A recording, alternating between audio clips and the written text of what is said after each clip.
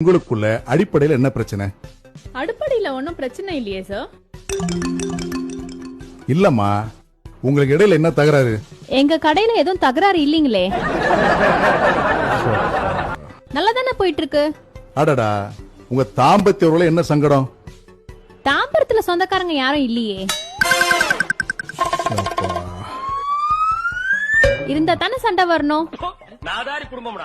உங்க கணவர் மேல ஏதாவது கருத்து வேறுபாடு இருக்கா? அட, அவர் கருப்பு தாங்க, ஆனா வேறுபாடெல்லாம் ஒண்ணும் இல்லங்க. கடவுளே, நீ சாமிடா. இத வச்சு சமாளிக்கிறதுக்குள்ள செக் எடுத்துட்டு போயிடலாம். உங்க வீட்டுக்காரோட என்னமா சண்டை? வீட்டுக்காரோட என்னங்க சண்டை?